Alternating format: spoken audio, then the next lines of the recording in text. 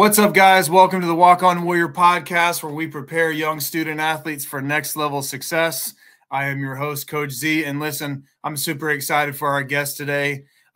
He is Defensive Player of the Year, junior college. I believe he was also an all-conference player in high school, and now he's living out his ultimate next level dream, a linebacker at Idaho State University, and a guy that I know personally near and dear to my heart. I'm super excited to have him on. Jagger Giles, welcome to the show. What's up, Coach? Thank you for having me on. It's a pleasure. Absolutely, man. Hey, through a little birdie, somebody was telling me that you've got an interesting food that you like, that you eat up there. Something about tortillas and cheese. Yeah. What's that all? Foreman Grill? Tell me about that. Yeah. So my mom, I don't know, growing up, I liked fruit a lot. My mom, she showed me this thing when we were on a surf trip, actually down in Mexico. And you take a mango, you slice up a mango. A lot of people think this is good, weird, but you slice up a mango and you take like a certain cheese, Oaxacan cheese. I guess it's like kind of like cottage cheese on a sense. And you put that in there, and then you take the tortilla and you fold it in half and you put it on the George Foreman grill, and you get the tortilla a little crispy. And then you get some salsa on the side, and then you dip that in there, and that's a good snack. I love it. It's my favorite. Was this something you came up with before college, or is this something during high school? And my mom has been cooking it for us for a long time. My mom, she put me on to it. She showed us it as a kid growing up down in Mexico and stuff, just like some quick, easy that we could make ourselves. So it was pretty cool and just stuck. I love it. Yeah.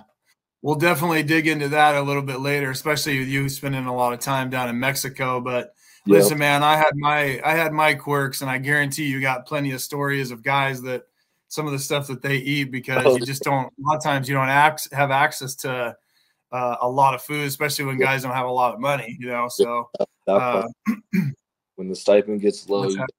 When the stipend gets low at the end of the month, you definitely start finding new ways to eat good food and try new things. So definitely true. Yeah, the little Totino's pizzas and things like that. It's pretty silly, man. Yeah. All of it. Yeah. So listen, let's start it off like this, Jag. So we were talking about the viewers and the type of viewers that will be watching this podcast, and so give us a rundown of your story. Talk about where you started. So obviously you got into football at a young age. Mm-hmm. Talk about when you started in the game of football all the way till now, kind of your biography, kind of your little story. Well, yeah, it's kind of a wild story, but growing up, I actually grew up playing soccer at the age of like 5, and I played midfield and goalie. And then when I got to about 8 years old, I started getting, like, I guess, a little bit more aggressive than a lot of the other kids on the field. I got some red cards in some tournaments for, like, side tackling people and stuff.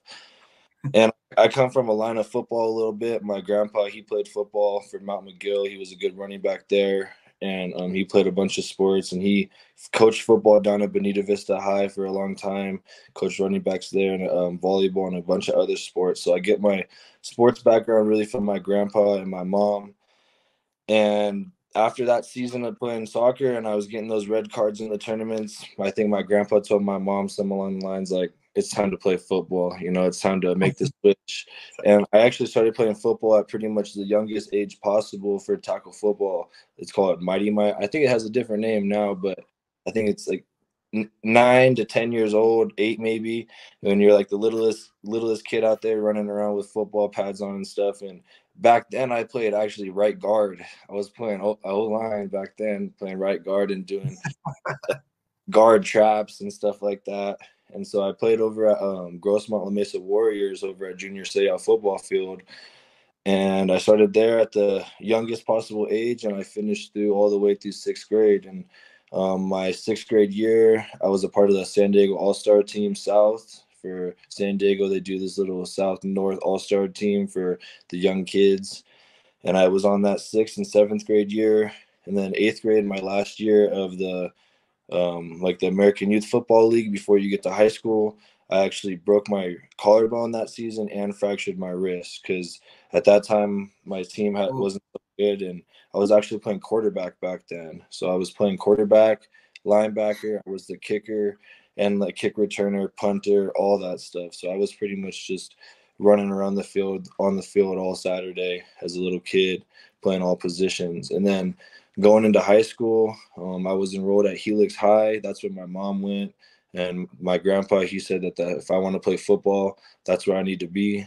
And so we grew up in La Mesa, living in La Mesa. I was already set to go to Helix, ready to go. And freshman year, got to Helix, and I was out there at the Helix summer, like early or late summer, doing all the summer camps, and I was actually playing quarterback. And I was playing quarterback out there, and I wasn't playing linebacker anymore. And all freshman year, I played quarterback for Helix on the freshman team. But last 2 to 3 games of that season, I as well played linebacker because there was another kid playing quarterback that they liked a little better. And so they switched me over back to linebacker as where I was more naturally fit. And then from there on, I just stuck with linebacker. I stopped playing quarterback. At the time, my freshman year of high school, I played football, baseball, and basketball. So I was a 3-sport athlete my freshman year. And that was all fun. And then my sophomore year, after the football season, I played JV as a sophomore, got brought up to varsity as a freshman and sophomore. And then my sophomore year, I decided I wasn't going to play basketball anymore and just focus on baseball and football. And then the baseball coaches said that they were going to cut me after winter ball and that they wanted me to focus on football more because Helix is a football school. I was more of a football player, just kind of playing baseball in the off season. And they told me to focus on that. And at the time, I was pretty bummed about that because I'd spent my whole life playing baseball, all travel ball tournaments, going around to different states, you name it, camping on the weekends, like the whole nine. And so I was pretty hurt that I wasn't going to play baseball anymore, but football is my true love and passion. That's what I've been playing, and that's where I came to Helix to do. And so I was like, all right, we'll do that. But then, of course, with that being said, I was free in the spring semester. And of course, at the time, my defensive coordinator, Coach Damaja, who's now the head coach over at Helix, he was the track coach. And he's like, well, if you're not playing baseball, you got to run track. And I was a little hesitant with that. And I didn't really want to run track for fun. I'm cool with running and everything, but I wasn't going to get out there and run for fun. And so I had a buddy who was playing lacrosse actually on the lacrosse team. And he convinced me to come out and play lacrosse my sophomore year in the spring. And the football coaches were cool with that. That's still a lot of running, still good footwork, good linebacker style movement. If I was playing defense, was I was, and it was good conditioning. I was running. So they were all right with it. So I picked up the lacrosse stick sophomore year. And I played a couple games of JV, but just being a natural athlete with hand-eye coordination and everything, the sport became easy to me pretty quick. I got brought up to varsity as a sophomore, only playing 2 to 3 weeks after my first couple games on JV. And then I just kept working with that, getting a little better. The more you practice, the better you get. And by the end of my sophomore season, I had started a couple games with lacrosse. And I was like, like it's this new sport in California. Lacrosse it's not big at all in California, and I didn't really know anything about it, but it's huge in the East Coast and you can get scholarships and all that. And my ultimate goal was to be able to use my athletic ability to help support myself through college. As a young kid, that was always my goal, my driving force was, I'm good at sports. I love sports. This is what makes me happy. I want to be able to get my education through my athletic abilities. And so it was just picking up a lacrosse stick seemed to be another possible outlet or gateway to that opportunity. And so then my junior year comes around. Here I am. I'm one of 3 kids that's starting on the Helix High School team. Me, Michael Shawcroft, who went on to play linebacker at San Diego State, and Elion Noah, who broke Reggie Bush's rushing record. And so it was us 3, and the rest of the team was all seniors. And this year at Helix, we were having a great year. Things were going great. We won the San Diego championship. We went on to play Oaks Christian in the Southern California championship, beat them, and went on to state. We ended up losing in state, but it was a huge year for our team and our school. I had a good season. I was looking forward to coming back as a senior and having a great season and hopefully going on to get recruited. But then again, the spring came around.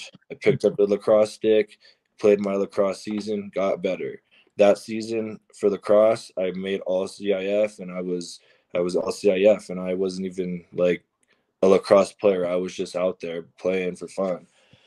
And that was that. I was like, wow, this is kind of cool. Like, kept going with the lacrosse, maybe practice a little bit more with it at the house, playing wall ball, playing catch with the friends, a little here, a little there. Training real hard for football. It's my senior year coming up. Senior year football, Helix High, like, here we go. This is where we got to make our mark. This is how we got to do it. Have another great season and hopefully go on to get recruited. And the rest is history, in a sense, is what I was thinking. And ended up having a pretty good season my senior year. Made all conference again for linebacker, my second year in a row for football. And I thought things were good. I thought I was going to get the offers that I liked. But I played next to my friend who played linebacker as well, who was a lot bigger than me and had a lot more opportunity for recruitment and made a lot of really good plays. And so a lot of the schools that came by my school were looking at him. And he was picking up all the big D1 offers and all that stuff. And I felt as if I got a little bit overlooked. I was very grateful for the opportunities that I was given. I received a lot of NAIA full ride scholarships and D3s and such, but I just wasn't really satisfied with that. And in a sense, maybe like a little upset and ticked off. And so I kind of fell into this not deep depression state, but deep depression state towards the sport of football in a sense. Like, I was okay mentally, but when I thought about football, it just kind of made me angry. I didn't understand why I wasn't getting recruited as well as I thought I could be, because I knew my potential and I knew that I hadn't even come near close to it. And I just needed a coaching staff to believe in me and give me that opportunity. And then, but as all this thought process is going through, winter break, boom, not getting recruited. Well, here comes the lacrosse season knocking on my doorstep again. Okay, well, let's pick up a lacrosse stick. And then, boom, here we go. Senior year lacrosse, like, getting a little bit more pride, more joy into it. Like, oh, shoot, like, all right, let's go. Let's represent. We ended up going on to playoffs. And then I was team captain that year. We went, and then I got all CIF again for that. So I'm like, wow. Boom. I'm like, well, let's try this lacrosse thing. Start reaching out to the coaches, emailing coaches, following them on Twitter, and ended up picking up a couple of lacrosse scholarships as well, on top of all the NAIA D3 scholarships I had for football.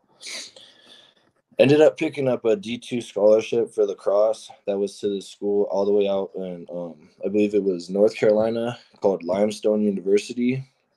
And they're a really good lacrosse school. They win like the national championship or are contenders for it about every year. Ended up going out there on a visit. Really, really liked it. But the only problem was it was a small university. Helix, it's not a small high school. They've got, I think, around 4,000, 5,000 kids, I think. And my graduating class had about 800. So coming from a big city, bigger high school, this university back in small Limestone University back in the middle of nowhere, they only had like 3,000 kids in the whole school. And after visiting, seeing the small town, I had to tell the coach that, honestly, like, I can't see myself staying here for 4 years and being happy. So then I denied that scholarship and I came home. And with that, I just was like, all right, I don't really know where I'm at. I was really lost at the time. So I decided just to stay home and attend California State University, San Marcos, and play lacrosse for them. So I graduate in June of 2019, and I commit to play lacrosse. I'm upset, all sorts of feelings, excited, upset that I'm not playing football. And I've been playing football for, I think at this time, almost 10 years, from about the time I was 8 to when I graduated at the age of 18. So football was all I knew. It was what I loved. I breathed it, watched football on Sundays. Everything was football. when I graduated that next term, when I enrolled in Cal State San Marcos, that fall semester of 2019, that was my first time not playing football my entire life. I was just a normal college student at the time, freshman. I was playing lacrosse, but lacrosse is in the spring.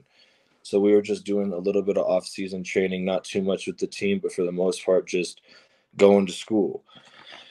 This is when I kind of got hit with real depression it was at the time, because I was just negative. I was down. I was watching football on Sundays, the NFL, and just like I had to turn it off because I was so negative about football, watching my friends post who went on to go play and being pretty upset about it.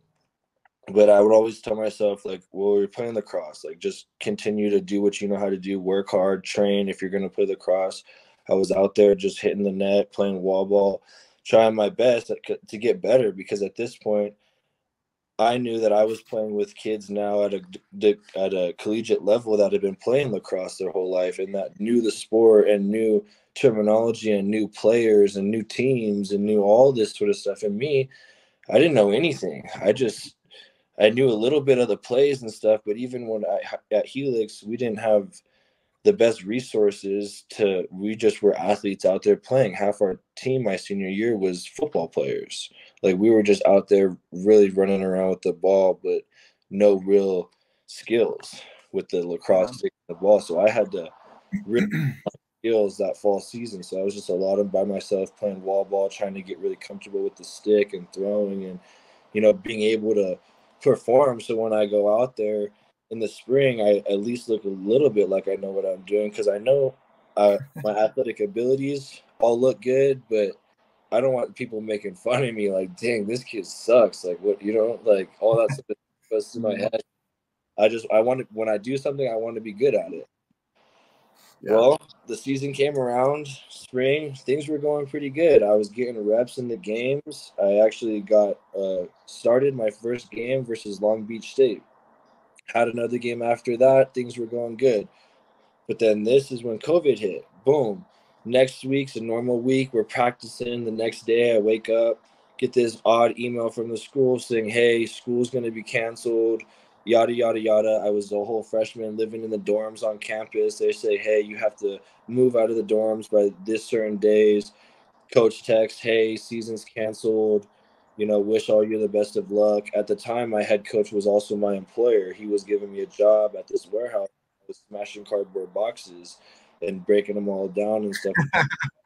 Yeah, at this big warehouse called Gnarlywood. This big warehouse up in Carlsbad. I was just literally breaking down boxes, putting it in, compressing it, wrapping it with wire so it could get thrown on the trucks.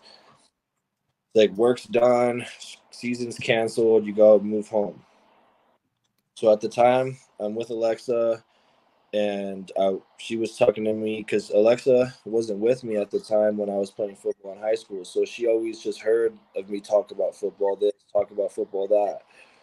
And at the time when COVID hit, maybe about a couple weeks in, her and I decided to hop in the car and beeline it to our friend's house in Park City and hang out with him for like a couple weeks in Park City until all this stuff kind of cooled down. So we go out to Park City. We drive out there in maybe mid-May, April, and we're just talking, hanging out. And over the course of those week or so, Alexa convinces me to play football again. That football's what I love. Lacrosse wasn't really doing it for me. It was okay, but I want to play football. That's what's going to make me happy. And so, boom, right there on the spot, I decided to play football again, and then came back to Grossmont, and I just started. At that time, Grossmont hadn't been playing yet because it was still COVID, and at the time, I was like 180 pounds from just being out on the lacrosse field, running around, running, lost super weight.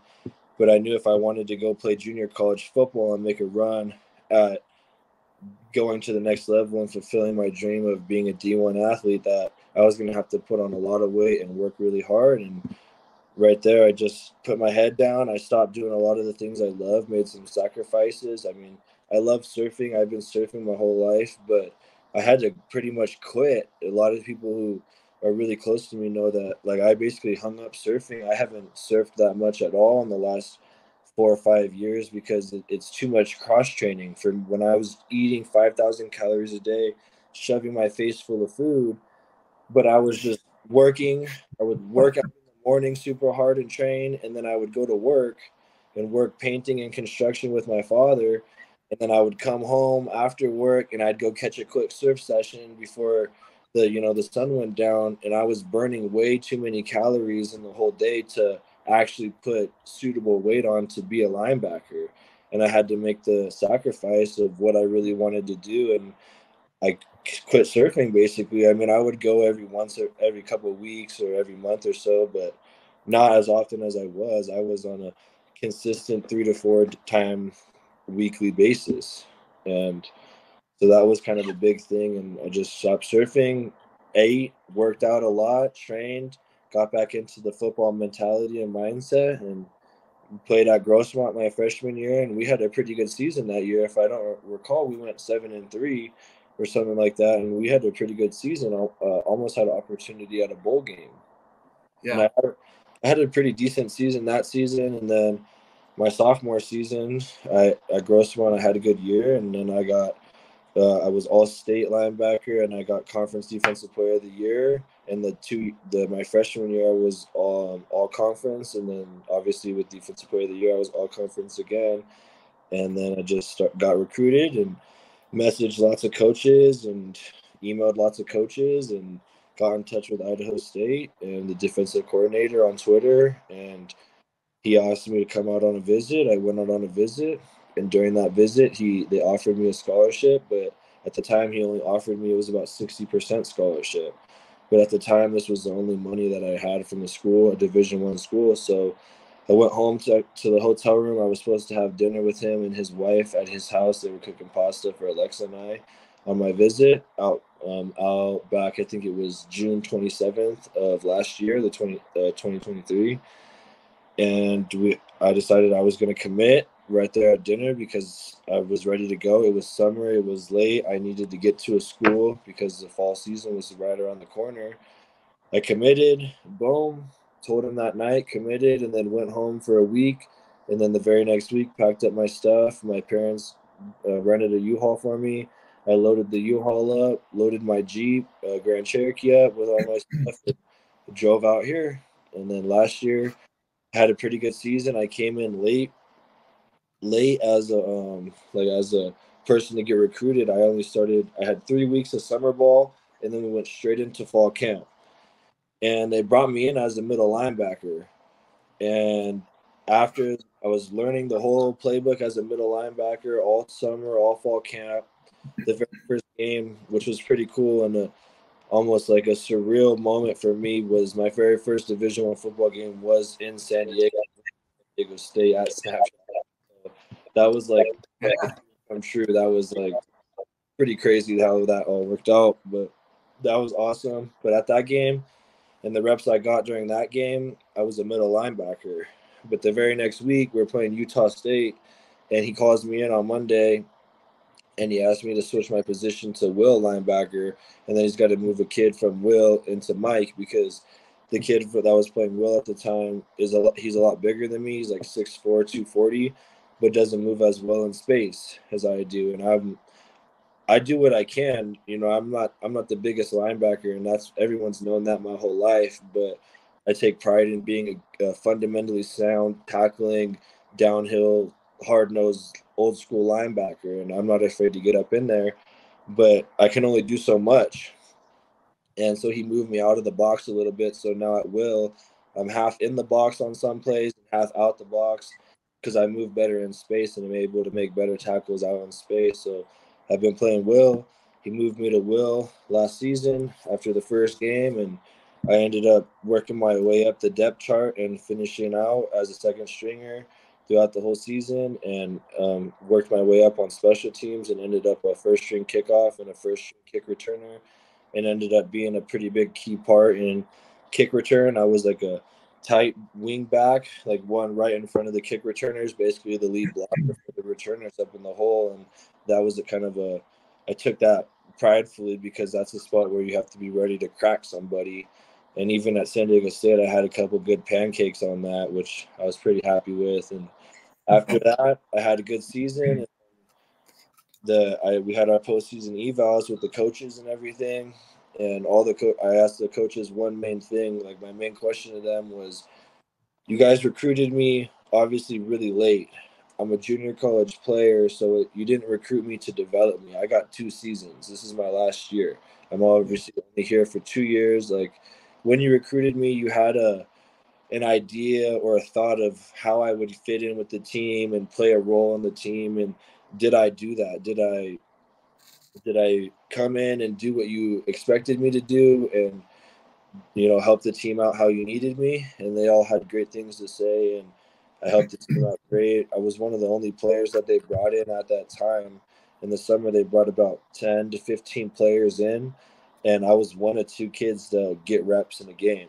All the other kids had to redshirt or sat out the season and didn't get many reps. So I was also pretty happy about that and took pride in that. Of course, I'm always striving for more and, want to continue to fight for a first string spot. But I was very grateful for the opportunity and glad that I was able to work my way up in the depth chart and, surpass some people and earn my respect a little bit with the coaches and get a lot of reps. At the end of the season, I was getting about 25 snaps a game, and I always want more, but I couldn't complain about that, and I was very grateful for that and those opportunities. And then, with all that being said, I was only on 60% scholarship, and I asked the coaches, with you guys, with that being said, are you willing to bump me up to full ride and give me more money?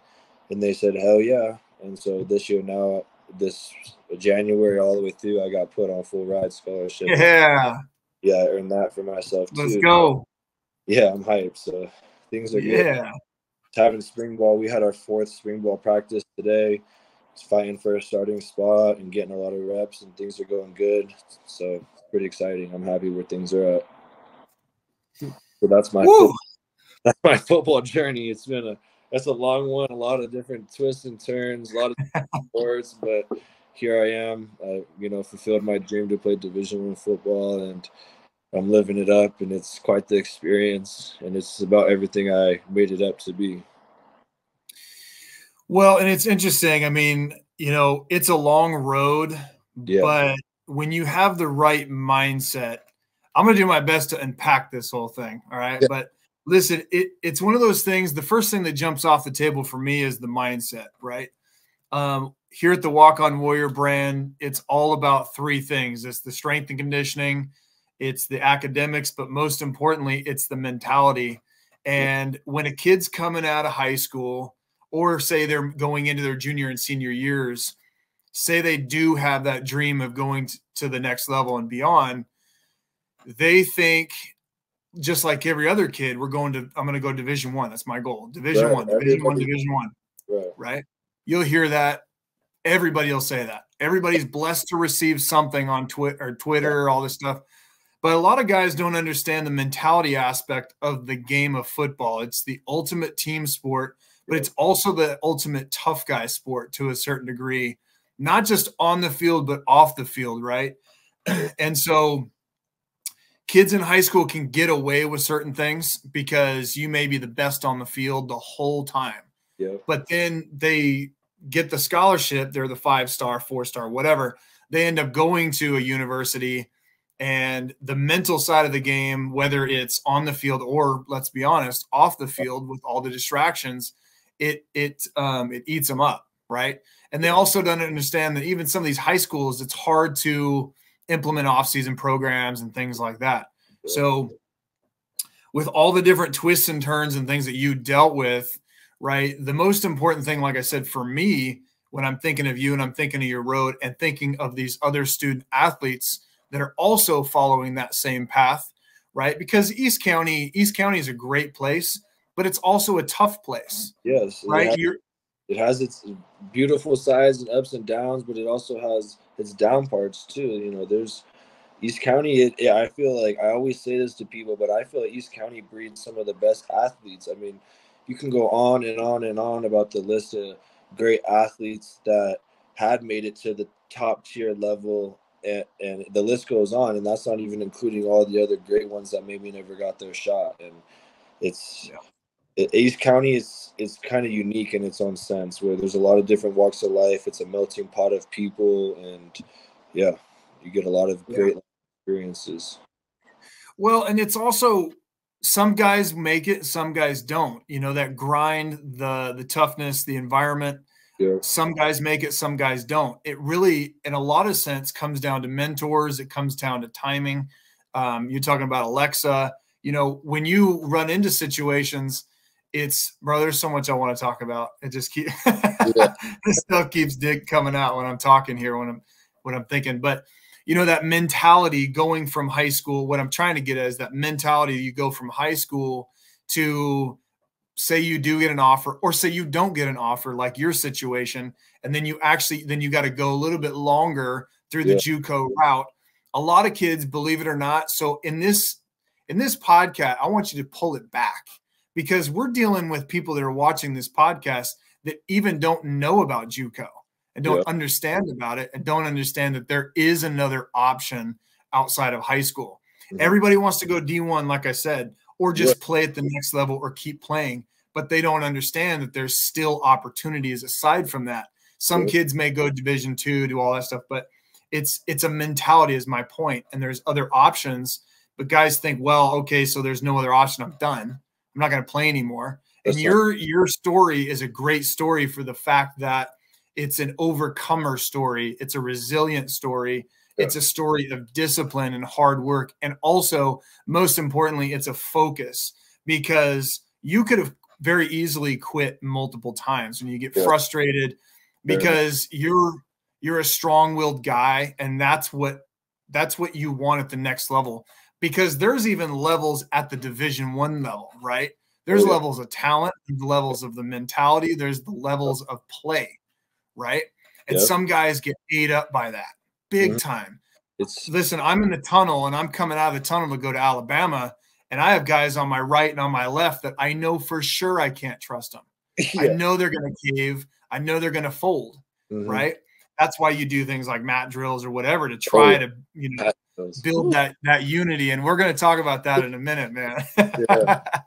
But I think it's great that you just touched on discipline a lot, because, like, to me, that was my, like, driving force. That, like, I knew that I had, like, I don't know how to explain it, but even how I feel now is I haven't hit my peak. I'm not out there running around feeling like every day there's not an opportunity for me to get a little bit better or a little bit stronger or something, and I haven't hit that point. And when I feel like that, it tells me that if I want to try to continue to strive for that point where I feel the ultimate athleticism, ultimate, like, top tier at the best of my game, it's going to take discipline to get there. And, like, for me I weigh 230 pounds now. At the time, whatever it was, 4 years ago, 2020, when I was playing lacrosse and COVID hit, I weighed 180 pounds. And I've put 50 pounds on of muscle. I have 10%, 12% body fat. And so that alone took so much time and so much hours. And a lot of it came with the support of my friends and family, and Alexa and her family, and my parents, because they provided me and helped provide me with the resources and the food I needed to do so. And I would spend hours sitting there at the table by myself eating. And people who know me, they always joke, because I take so long to eat. And I just sit there and I just have to shove my face full of food, but I know that that's the only way. And just little things like that the discipline, and getting into the gym and doing it when you don't want to, and those days that it's raining, and the list goes on. But as long as you have a goal and a dream, and you can see yourself and imagine yourself and put yourself there being successful, and you truly believe that you can get to that point through just a little bit of discipline, you will, I truly believe, get there. And that's kind of how I just always thought about it the entire time that I was going through the process. I saw myself at this level, and I had a dream, and this can be for any level. You know, some people's athletic and talents can only take them so far to only so many levels, and that's fine. I think playing any level the next level of collegiate football is amazing. And I just saw myself being here at this spot, living out these certain things like mat drills and running absurd amounts and lifting absurd amounts of weights and having absurd amounts of things to do in a day. I've been up since 6 a.m. and I barely just got home in time to do this podcast enough to get a little bit of food, and it's a cycle of just craziness and so much things that you have to deal with as a student athlete at this level. But like I said, I saw myself doing it and I was excited and looking forward to it, and through a little bit of discipline, I was able to get there. Yeah. Yeah. And so going back to, let's say, high school, junior, senior year, like I said, and I'll touch on this for the last time, but kids have goals, right? Yeah. But here's the problem. They don't stick to their goals. And kids, a lot of times, and I mentioned this on another podcast, kids aren't, this is the most important word in the English language when you're a teenager, patience. Yes. Right? Yes. Kids want to, I do the same thing even to this day. I have to work on it on a consistent basis. We're all susceptible to it and being impatient on a daily basis. Like the nature of the human way now with cell phones and instant gratification with everything. Yeah.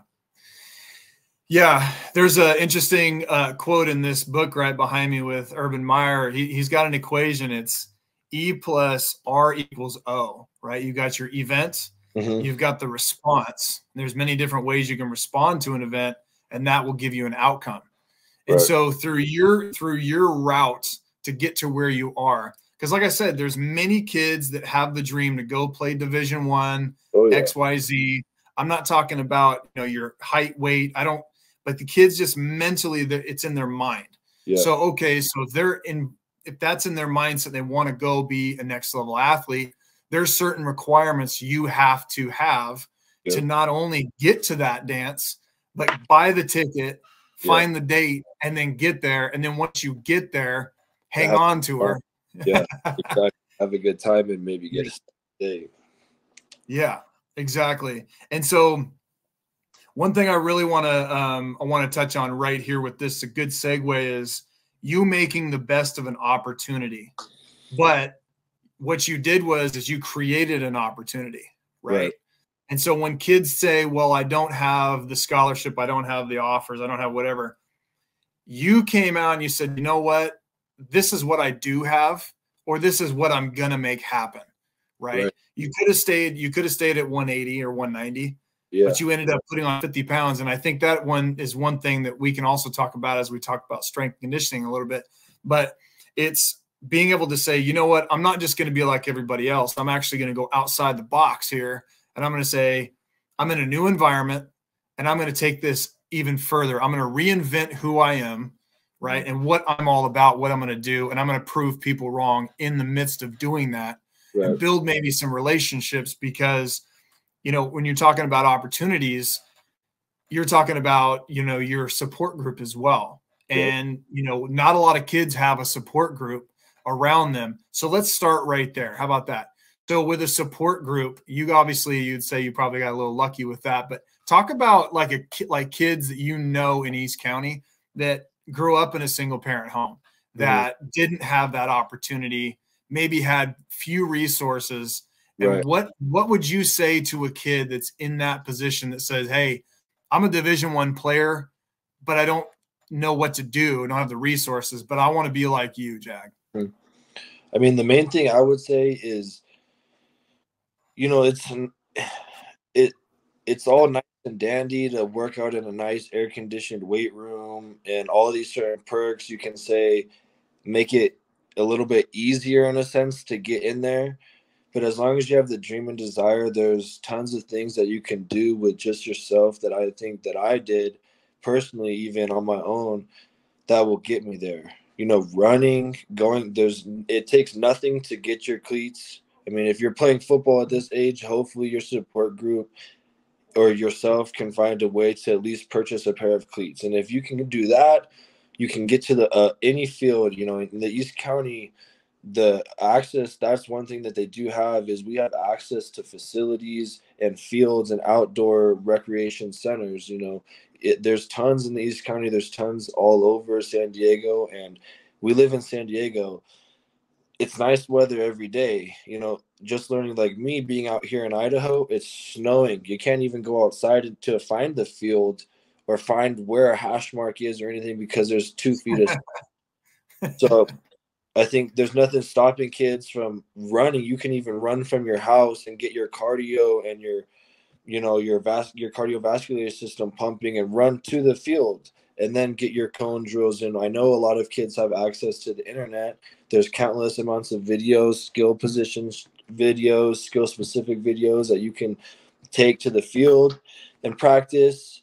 You know, any sort of conditioning strength wise through personal body weight is great. You know, push-ups, sit-ups, all those sorts of things, burpees, any of that is you're gonna get bigger, you're gonna get stronger, you're gonna get faster. And through that work ethic, hopefully, you know, people do grab onto your work ethic and they see you, and then maybe they'll give you an opportunity they'll open the gym for you, or coach will be, hey, if you can come in and make it here, I'll swing the door open for you and you can get action in the weight room. You know, I just think through perseverance and patience and being dedicated to things, opportunities will prevail as well, if that makes sense. If you're constantly working at the field by yourself and that's your only opportunity, you never know who you'll run into there and get an opportunity to truly go work out in a good gym that you don't have the access to and things like that. I can say that I was fortunate enough to have the access to those things, but I truly do know deep within my heart that if I didn't, I still would have found a way to make that occur or get access to these facilities, if that makes sense. And weight is weight. You know, you can do bicep curls with gallon jugs, and there's a lot of ways that you can. I feel like there's no excuse in the sense of not being in shape, if and being ready to perform when you have the opportunity, if that makes sense. Yeah. Well, one quote that was, well, one phrase that was always told to me, and I would hear this throughout my career, was always find a way. Right. Exactly. So if I'm talking to the viewer, you 16, 17, 18-year-old kid, I'm going to tell you, just find a way. Mm-hmm. If you have the mentality, you have the drive, you have the want for it, you have to be patient. You have to stay focused, but at the same time, you also have to have the smarts to just understand that if you just find a way to figure it out, you're still going to be developing. I mean, even you, a lot of guys, all the way up until like 25. Oh yeah, the body still develops. I'm grateful for that time period that I decided to go play lacrosse, and it's that extra year, because I graduated actually as a 17-year-old. I was young from my class. I had friends who were older than me that were juniors when I was a senior. You know, I had buddies that were attending nearby high schools that had birthdays 2 months before I did, and they were a whole grade younger than me. So I felt in 8th grade, that was a conversation with me and my family within my household that they were going to hold me back. But we decided that, you know, I was already socially pretty advanced and not, you know, getting along with all my classmates, and my grades and academics were great, that there was no fine reason to other than the straight fact of sports. But in a sense, with COVID and everything, that gave me that year to kind of catch back up with all the kids that were behind me with the year. And with that extra year, I truly know that I developed mentally, physically, all that stuff quite a bit, because there is a difference between being 18 and being 20. And now there's a difference between being 20 and 22, muscle growth wise, mentally, socially, all sorts of things. Well, and I think one thing that you said right there, you hit it on the head. And I know I'm kind of backing up a little bit, but you started talking about friends, you started talking about people, your surroundings. And when you're a young kid, you always gravitate to something, right? And usually it's to a friend, it's to whoever. It's important that, you know, when you're at that age, obviously you've got the physical, whatever, but getting around others that are like-minded and that are willing to try and at least go above and kind of the direction you want to go. Right. Right. So Yeah. when I got to Utah State, I didn't know anybody. I got thrown into the fold real fast. Right. And I loved it. That's what I was there for. And what ended up happening out of that, my hard work, is I gained respect as a silent leader in a sense. And there was a couple of guys that were on the same path as me as far as just being absolutely sold out for the weight room and figuring it out, just doing whatever it takes. And that was really what kept pushing me and pushed me beyond that. And it got to a point where I started breaking off from them half the time because they weren't, dedicated at certain times. Because you being out there in Pocatello, I mean, you're literally walking through the snow to get to, to the weight room, the field house with all the kids on campus and stuff. And the surroundings is key, man. I really believe that it takes a village to raise a kid. And like I said, dealing with these single parent households, right? It's like, okay, so young student athlete or parent, listen, get your young child around others that are willing to go that extra mile, or get around teachers and coaches. And dude, and that's one thing about East County, not to cut you off, but that's one thing about East County that I started noticing is I'm like, everybody knows everybody, whether they're at the same high school or not. Everybody knows everybody. And you call my bluff on this, but if you meet somebody from East County, say you play Rutgers or whatever, and they're on, dude, you guys, it doesn't matter where you are in New Jersey. If you're out at a club or something, everybody has got each other's backs, no matter what. There's an unwritten rule. You know what I'm saying? It's tight. It's honestly crazy that you just brought that up, because I feel like I have the perfect story for that.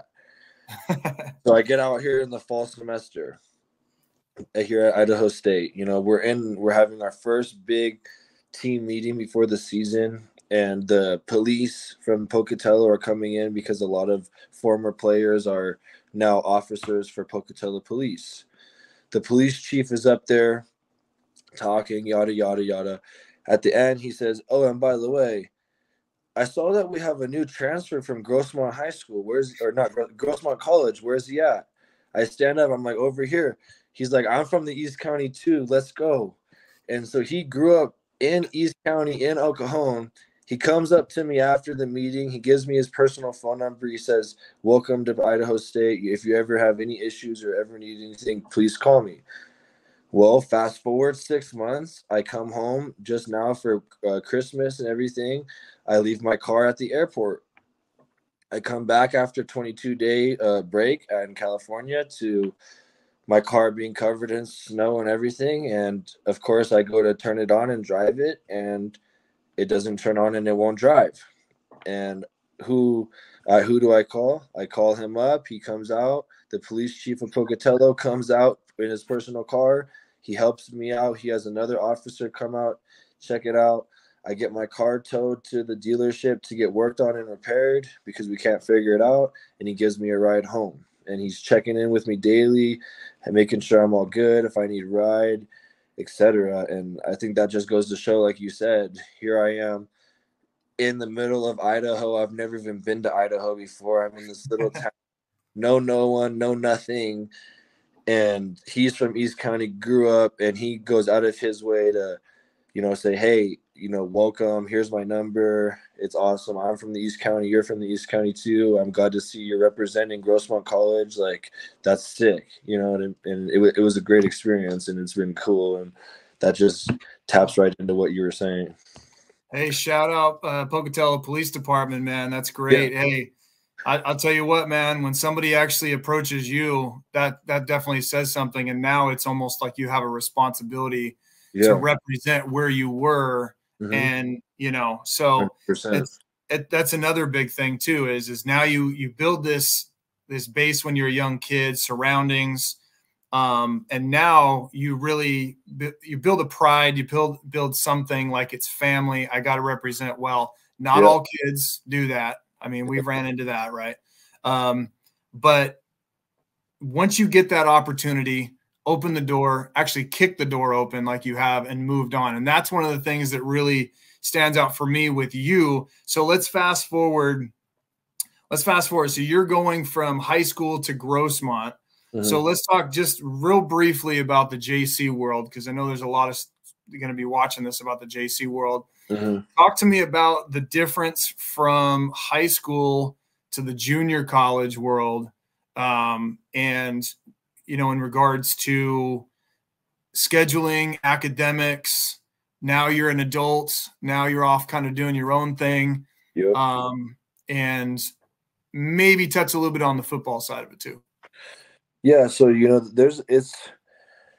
for me, the transition from high school to junior college was quite different because I went to a 4-year for about a semester and a half before I came back to Grossmont. But the big thing is that, in high school, you have your 6 classes and everything in a sense is planned out for you. There's not a lot of thinking involved. Everything is written out on the board in fine lines. Everything. It's kind of, in my opinion, kind of hard not to do well because you just get put into like the system of the school and you're going through, freshman, sophomore, junior, senior. But every year, like for classes, at least at Helix, every year the counselors would come to you. You'd get pulled out of class for your specific time to meet, sit down with the counselor and select your courses for the next year, yada, yada, yada. And the big thing in college is no one is checking you unless you maybe have a parent or a guardian or something like that that's on top of you. Hey, have you registered for classes? Hey, have you gotten books or everything that you need for classes? Have you gone to the actual campus and found your classes and located where they are so you're not running around the very first day trying to find it? Because that's another thing. College campuses, they're a lot bigger than high school and there's a lot more going on, and there's some classes way in the back. Like it's not in high school. I feel like I said, everything is laid out for you. It's like, here's all the classes, and it's just all wrote out in a sense. In college, it's all over in your class schedule. You may have 1 class on Monday and 3 classes on Tuesday and Thursday. And you have to really be productive with your time management skills and your abilities to perform as a student. You have to be there on time. If you have to drive first class at this certain time, you have to account for traffic in San Diego, or all these sort of things that I feel like when you're in high school, it's mandatory. You're going to be there Monday through Friday at 7:30, 8 o'clock, and you're going to get out at 2:15. And the cycle is the same, but once you get to college, it's not like that, and you're going to have a lot more free time on top of your hands because you only have 4 to 5 classes, and maybe one class will only be 1 day a week, but it'll be for 2 hours. And then you have another class, but it'll only be 2 days a week.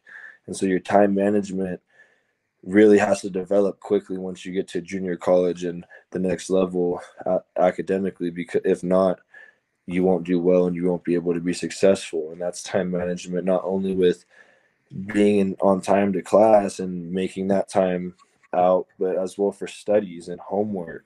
Oftentimes in high school, we had study halls and stuff like that, or times even at school that you were able to work on your homework in class, yada, yada. But in college, you don't work on your homework in class. You don't do your studies in class. You got to take notes. You have to be learning. You have to be actively engaged into what the teacher's talking about in order to retain information. And then you go home and then you study the concepts and all that stuff that you learned and all the notes you wrote down.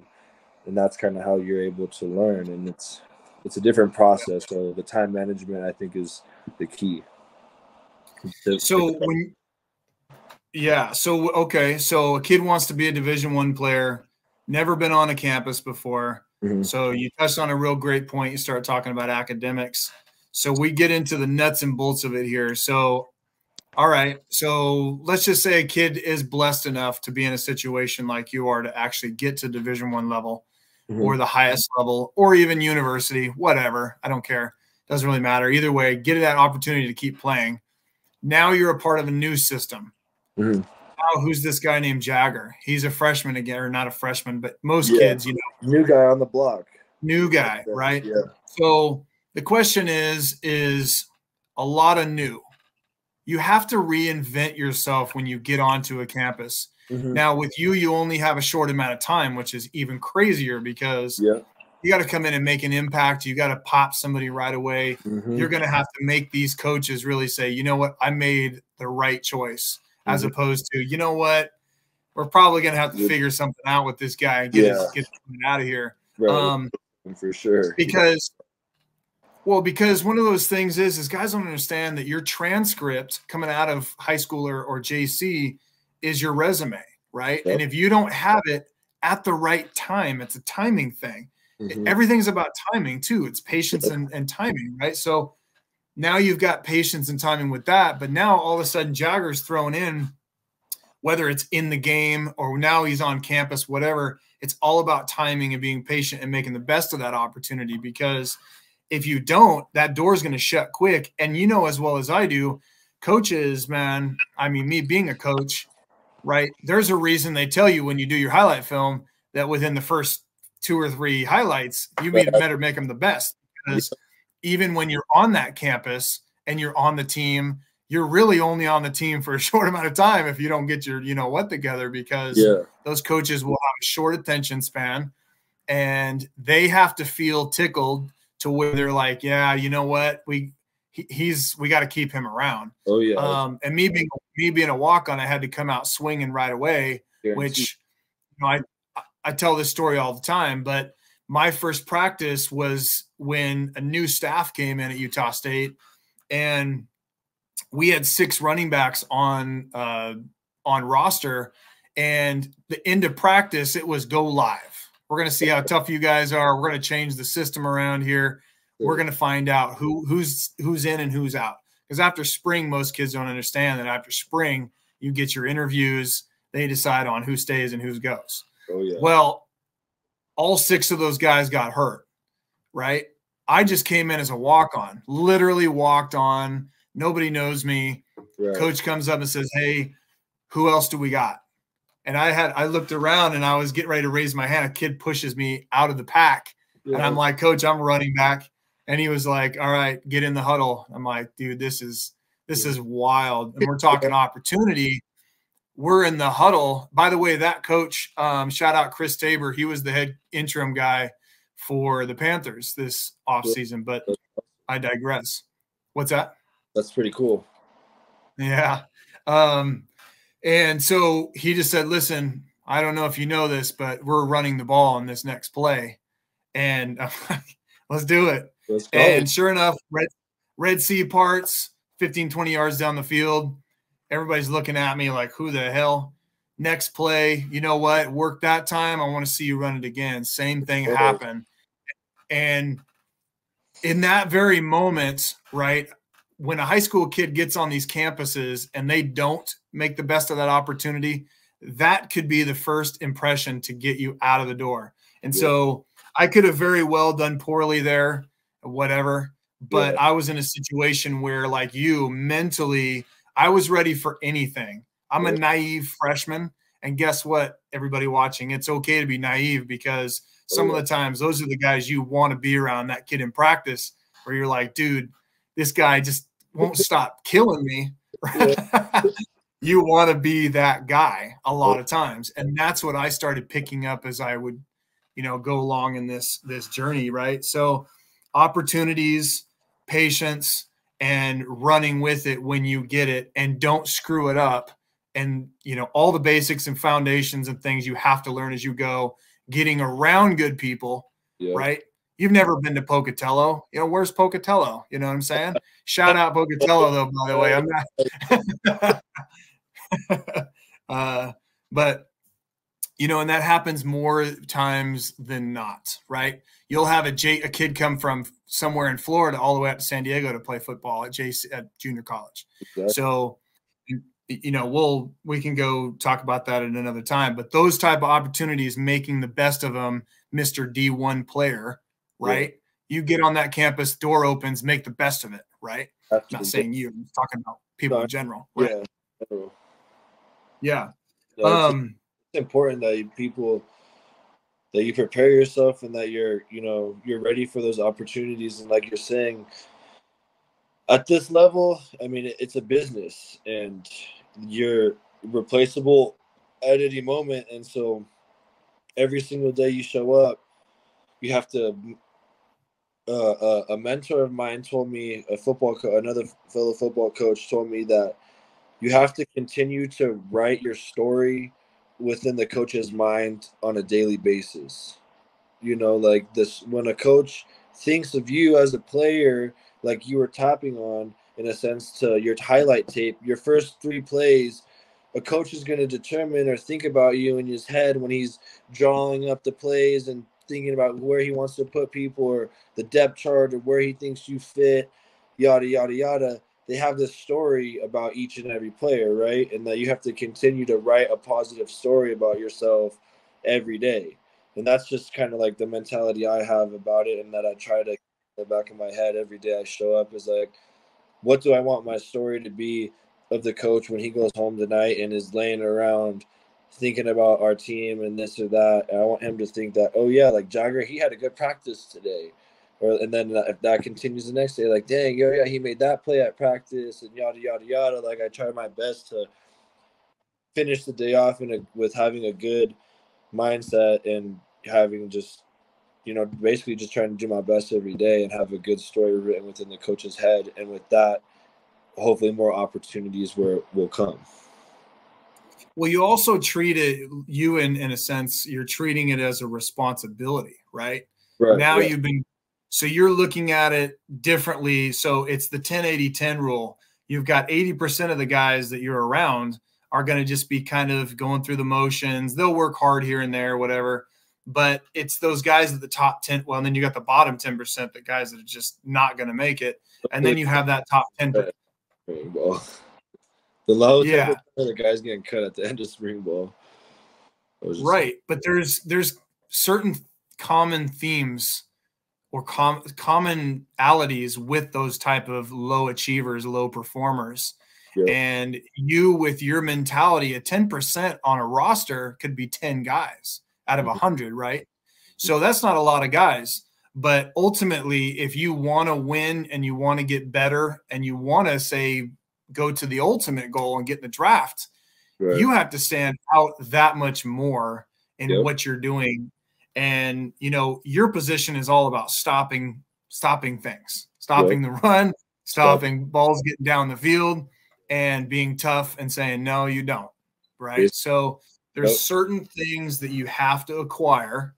Some kids don't have it, but you have to acquire to be the best and to be where you want to be. Because like we said earlier, now you're here. Now it's like, okay, so what do I do now to elevate my game and not just be, a pad holder or just be this guy that gets in here and there, So it's that some kids don't want to do that. They just want to be a part of the team. Jaggers got, you got the gear on. They want to look flashy, whatever. But there's that 10%. Yeah. Like it, and I look at it the same. Honestly, I look at it like I'm still kind of in the JUCO process in the sense where, like, if you want to make it to the next level, I'm doing the recruiting process all over again in a sense. Like, if you want to get recruited out of high school or JUCO, well, obviously you have to be one of the best players on your team. You have to stand out. You have to do all these things correct. Well, now it's like that at this level. If you want to have the opportunity for yourself at the next level, and now I think about other things like the new league, the United Football League that's coming out, and all this new stuff other than the NFL, the CFL. There's all these other opportunities that are, coming about with football that you have to continue to get better, because if you want to go on to the next level, you're going to have to go against all the best guys from all the best teams at this level in order to get recruited to go on further. And so it's a constant, if you have that dream and that aspiration and you're not really content, like you were saying, with just having the jersey and saying, hey, I fulfilled my dream. I made it D1. Like, that's awesome. That's nice. I'm going to finish out and that'll be that. And that works for some people, as long as that you're a good, you have that mentality. If you have that mentality and you're on the team, as long as you give the best effort forth and you're a great teammate, then I guess nobody else can really ask anything from you. But if you have the goals and aspirations of playing on, you have to continue to strive for above and beyond. And like you're saying, be that 10% on the team in order to hopefully give yourself that opportunity. Well, you're always fighting a battle at that level. You're always fighting a battle in the classroom, Yep. whether it's an exam, you're fighting a battle with your own mind, trying to get out of bed. You're fighting battles of it being cold and snowy and what do I do? I'm bored or whatever. Fight battles, relationships, right? Or out of state, right? But you know, there's a lot of battles that have to be fought, but you're not really going to learn that unless you're in the fire, and you have to be mentally prepared for that fire. And you need to be a fireman to put that fire out and say, listen, we're going to take this, you know, even further than that. But let's move on. Let's move on to, so let's talk about, did you have any doubters coming through when you were going through high school? And did you have a lot of people saying, nah? Yeah, definitely. I definitely know that when I decided to come back to play football out of lacrosse, that a lot of people had a lot to say about it. And a lot of people, you know, didn't think that I was going to be able to do anything with it. And that, I lost a couple good close friends because of situations like that, where we were both athletes and we would train and work out together. But like you said, you have to surround yourself with people that want to be places or be in a similar spot that you see yourself being. And I guess with some of my friends that I was hanging out with, I just kind of began to surpass them a little bit. And I remember some of them actually telling Alexa when I was playing at Grossmont that I wasn't big enough to be able to make it to the D1 level, and that, you know, I could keep trying, but that I probably won't get there. And they had told Alexa that one day. But, you know, you just keep working hard and you can make anything happen. And yeah, I lost some pretty close friends because of situations like that, of them not really believing me, or them maybe being jealous because they were athletes too. And it was clear that I was, you know, outworking them or outperforming them. And we didn't even play the same sports, but it was just like, hey, I'm going to work out, I'm going to train, I'm going to do this, I'm going to do that. You know, I gave up partying. I wasn't drinking or anything like that.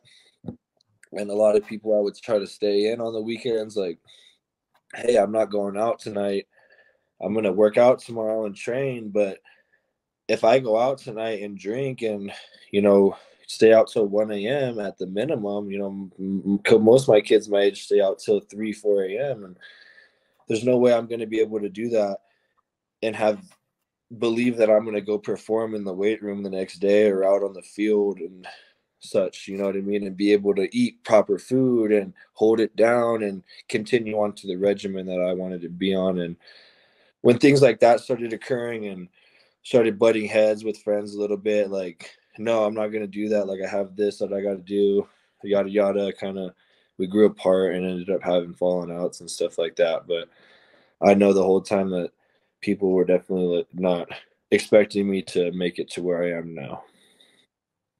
Yeah, man. I had the ultimate person be my doubter. It was a parent, actually. Man. And it was more or less, well, I don't agree with it. I don't agree with, you know, you going out of state. I don't agree. You know, I think that, you know, it's just going to be too tough for you. And, you know, the list goes on. And I'm like, really?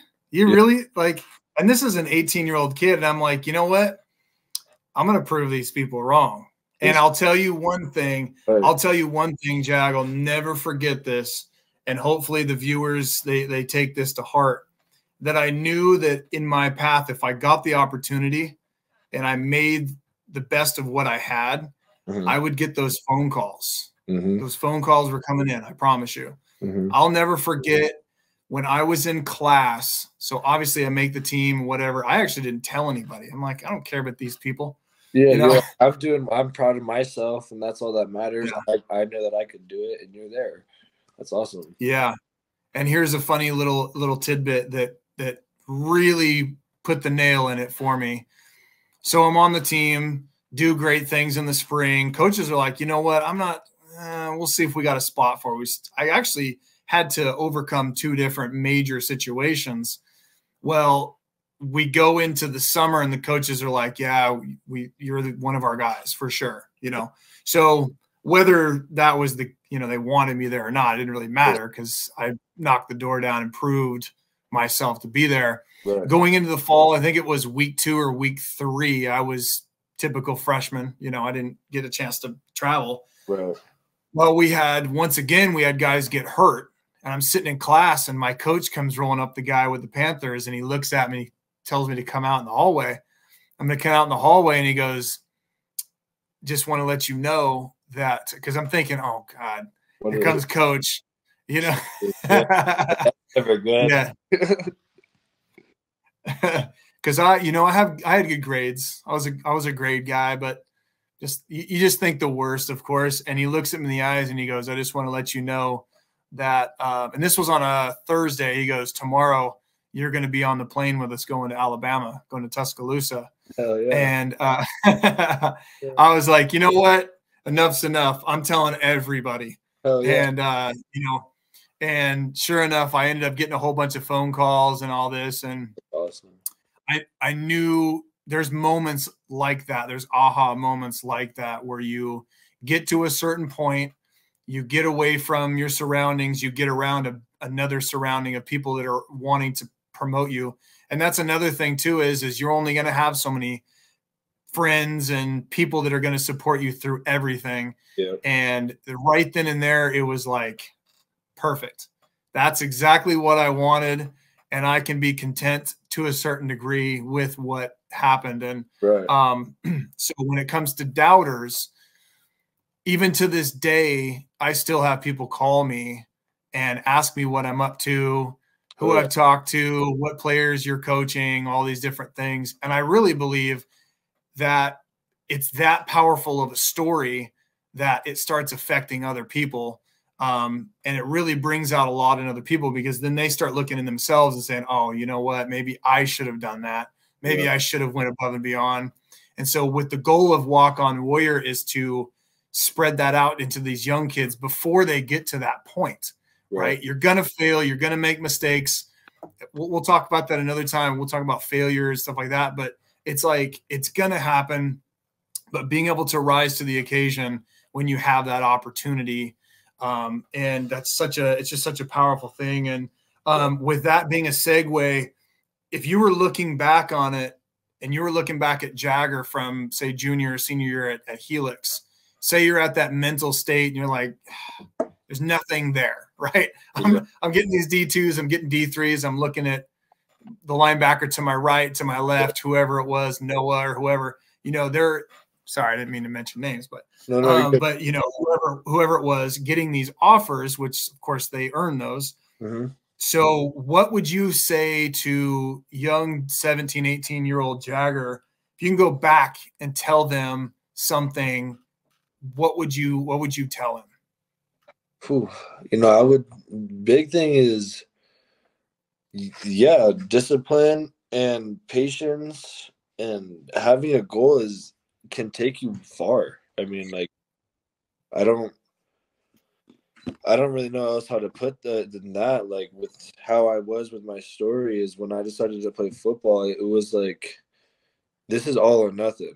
Like, when I decided to come back to play at Grossmont, and when I was a young kid at 17 and at Helix, it was at the time when I was lost there, it was I would tell myself, you need to be more disciplined. You need to be more invested into the little things, because that's what's going to separate you to be able to get these scholarships that you want and stuff like that at this time. I learned that the hard way, I guess, or not the hard way, but learned that over time through aging and maturity, and was able to get myself that opportunity through junior college. But if I were to go back and tell myself as a 17, 18-year-old, as a sophomore, junior, senior at high school, I say discipline is key.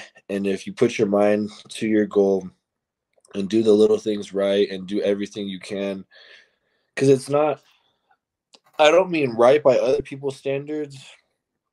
I mean right by your own. Like, I feel like everybody knows when they go to sleep at night or they look at themselves in the mirror if they put their best effort forth. And everybody's effort and abilities looks completely different.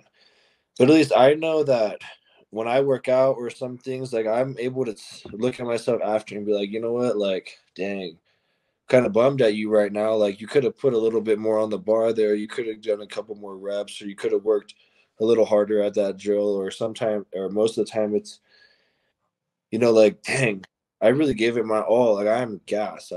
I have not that much more. And it's just giving your best effort forth and really, truly, truly doing that, and knowing in your heart that that's what you're doing is key.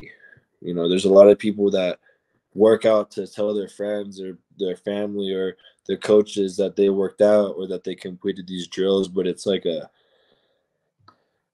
to make other people happy in a sense, or it's just to fulfill the check mark of, hey, I did this and hey, I did that. And if you say that this is the formula to be successful and I'm checking these boxes and why isn't it working? Well, it's because, are you looking at yourself and like calling yourself out and being the best you can be and putting the best effort forth? And I think that's key at a young age if you want to be successful with sports and things like that, is just be disciplined and put your best effort forth. Don't be it's not cool to slack off. Yeah. Sometimes. Well, I think it also, most people, they think it only applies to, you know, what you're saying is only applies to sport. I think one thing that, what's that? I said it goes to everything, you know, school, everything. Because if I would have had a little bit better grades or something, maybe, you know, I could, some schools, I had good grades, but I didn't have a 4.0. And maybe I could have got offers from higher education schools or something like that. Like, if you're not good in academics, you're also taking away your opportunities for certain opportunities athletically too, if that makes sense. So it's, you put your best effort forth in life, outside of school, outside of sports, in school, in sports, everything. You know, just try, you know, you're the only person that can tell if you're doing your best. Truly. Yeah. No, for sure. And if somebody doesn't have a mentor, they can always look to somebody that may be doing the right thing, or they feel like they're doing the right thing. Yeah. And try to hack that system a little bit. I think that is really important. I'll be honest with you, man. Like, it's hard because you know, not to throw anybody under the bus, I don't feel like I had a lot of good coaches. And that's part, you know, in a sense, to help me.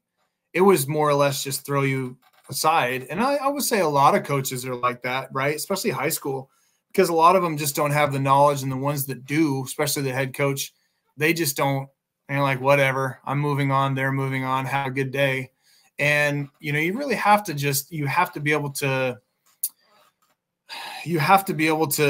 what's the word for it? You know, funnel through all the different things that you're going to deal with. So it's just all preparing guys for life. And it's not everybody succeeds, but the great thing is that if you are dedicated and you're focused on what it is that you want, it can happen. And I heard a quote the other day. It was really, really good. He was a music producer. I can't remember, Ruben or something. There was a guy talking to him, and he said, you should never have the mindset of, I can't do it. It's, I just haven't done it yet. Right. Just haven't done it yet. Right. And you and I are very similar in the fact that we both stepped on a campus and said, listen, okay, so I need to gain weight. That's what I'm going to do. I ended up being, you know, when they say the freshman 15, I ended up gaining about freshman 20, but it wasn't fat. It was, I was like, the biggest I was 217. And to run the ball, that's pretty thick. That is thick to run the ball. So, and I will say it kept me away from injuries and a lot of stuff like that. So, but I got to put you on the hot seat. All right. Before we get out of here, I got to put you on the hot seat. And I'm not going to name names, but through a little birdie, I got some insight on things that I'm going to ask you about. So, all right, let's hear it. Right. So, question number one, San Diego Chargers. Well, I guess LA Chargers, Right. or Buffalo Bills. Oh, LA Chargers all the way.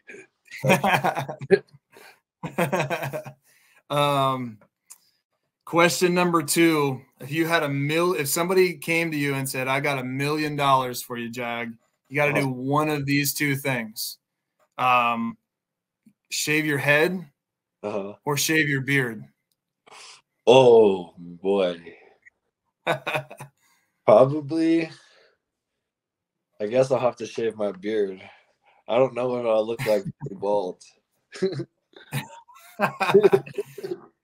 Question number three. You got to choose one. Snowboarding or surfing? I think surfing. Surfing for sure. Yeah. It has to be because I love the beach too much and, you know, the ocean. Because, yeah, surfing for sure. The snow is cool and all, but nothing can beat a nice sunny day on the beach while surfing with all your friends and family. Yeah. So, yeah. Question number four. I want you to be specific on this one. All I want you to call whoever out. I'm totally fine with this. It's just you and me. All right. What is the worst? Actually, it's two questions. What is the worst stadium you ever played in so far? At this past season. The worst stadium I played in this past season was Portland State. Because Portland State, they only have one side bleachers, and it's not even at their campus. It's called Hillsborough Park, and it's like next to it, I think it's a AAA minor league baseball team. Then it's the football stadium, but it's only one side, and then right next to it, like behind the away side's bench or whatever, it's just a softball field. So that was. And it rains a lot up there, and there was no fans at that game. That game was pretty quiet. We had to generate our own energy, so that was probably the worst stadium for sure. Yep. Me growing up in Oregon, I've actually played there in high school.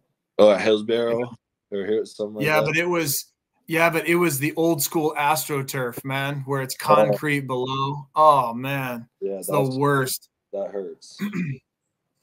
All right, so second question to this second part of this question, what would you say is, and you can't say Idaho State, all right? That's the given.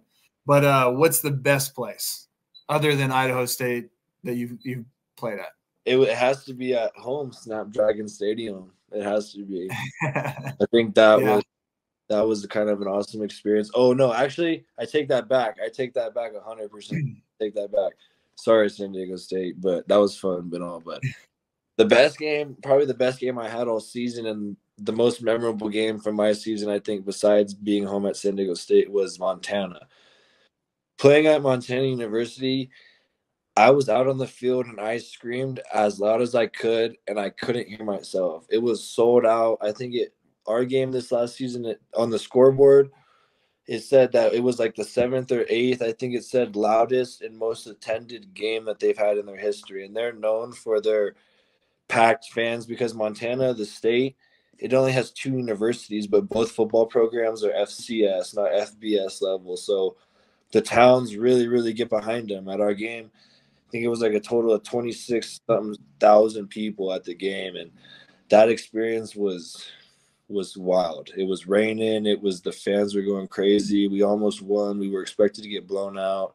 I played a bunch. I had a great game, and yeah, that game was awesome. That was a great environment. And you get to run into Robbie. That's cool. Right. I was about to say, and I got to run into Rob, and we got a photo and stuff after, so that was quite the experience. And nice. So next question. Mat drills or 110s on a Sunday? Oof. I think see that's a hard one for me because in here when we did our mat drills inside because our conditioning was like a part of the mat drills. not the mat drill, like hectic part of the actual drills, but before we had a bunch of different stations that we would rotate to, I think at like 10 minutes a piece or something. And one of them was stadium runs. But so all that stuff was inside, but when we would do 110s and everything, it was outside. So we were in the snow and in the cold and stuff. And so that's a tough one. Mat drills is crazy. I'm gonna have to say mat drills. I hate running far. I'll do up downs, I'll do rolls, I'll do all crazy stuff all day. But running, our mat drills, they were making us roll. It was crazy.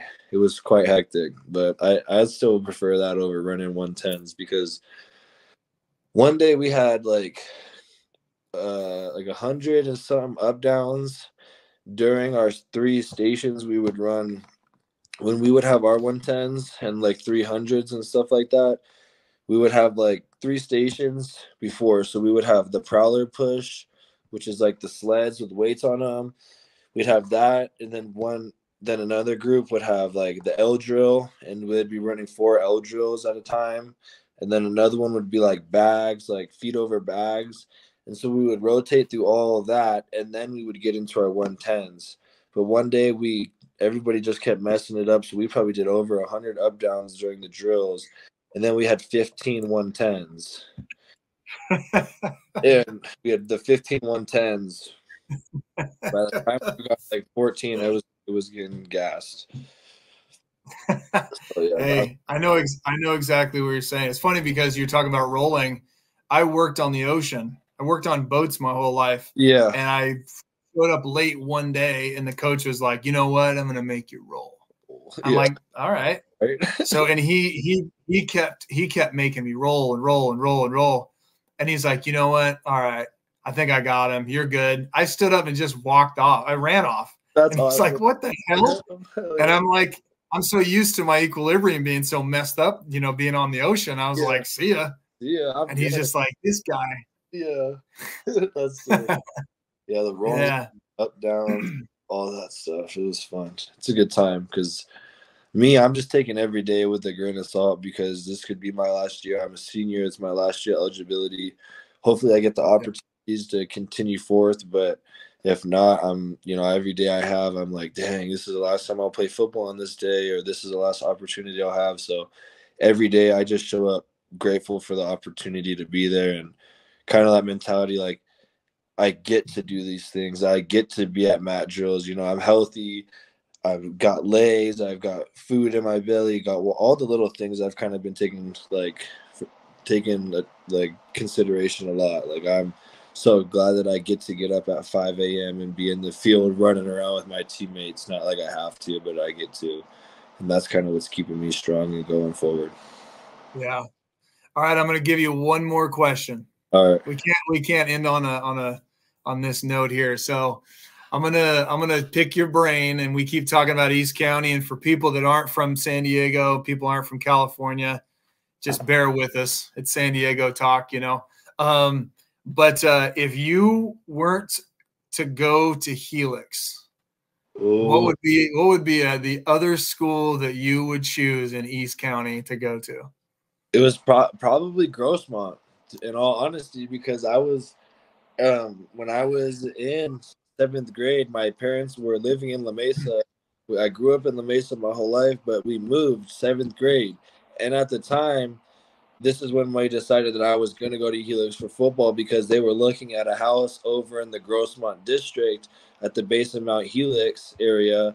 And I was going to, if I moved there, I was going to go to Grossmont, and I was going to be a Grossmont. And so then my parents found a house in La Mesa right above the village in La Mesa, and they ended up getting that. But so then I went to Helix, but yeah, probably Grossmont or West Hills, because my mom's a Spanish teacher at West Hills, and so the coaches always would tell her, like, why don't your son come play here? We need it. Yada yada. My mom's like, he's not playing for here. You guys suck. So shout out Coach Ash. I promise you that was him for sure. Yeah, Coach Ash. That I know. That's what my mom has said before, for sure. Yeah. Well, listen, let's wrap this up. Thank you, Jag. Is there anybody you wanted to shout out before we get out of here? I appreciate you for having me on. It's been a pleasure, and thank you for this opportunity. This has been a really fun experience. Obviously, shout out to my family. You know, Alexa, my parents, my sister, Alexa's mom. Obviously, I wouldn't be here in this position if it wasn't for them, and all the coaches who have believed in me on the way and who have helped me or have coached me to get to this point. That's like, you know, without those support group and those little amounts of people believing in me, I wouldn't be here. So it kind of falls back on them too. So thank you to everybody. Yeah. And everybody, listen, go out and follow Jag. He's on IG. He's on Twitter. Any other social media you're on? Yeah, I'm on TikTok too, but my girlfriend runs that account anyway, so I'm not on there. Just Instagram and Twitter.